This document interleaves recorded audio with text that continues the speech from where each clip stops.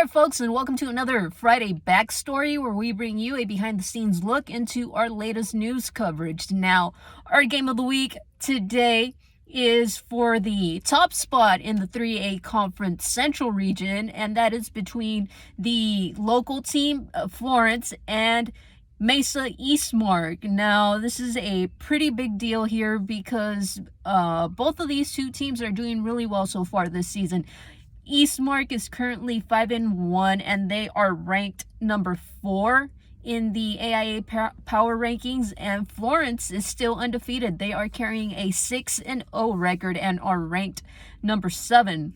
Now, this will likely be Florence's toughest game of the season going up against the Firebirds. So far, they are averaging 403.5 yards a game, whereas Florence is just averaging 284.5.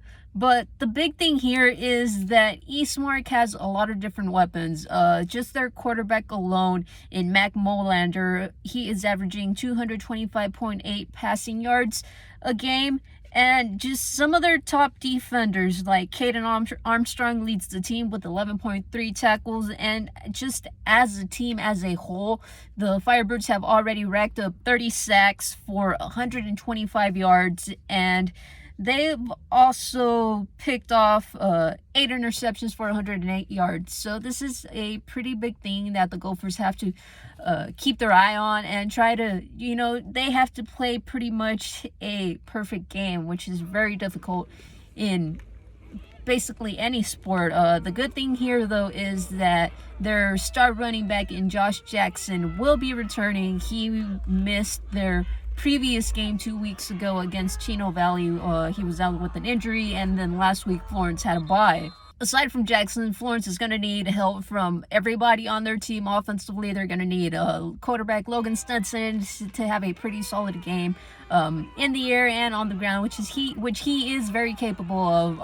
Wide receiver Day Neo is going to have to be a factor, as well as other guys like Quade Lewis and Jackson Trentadue.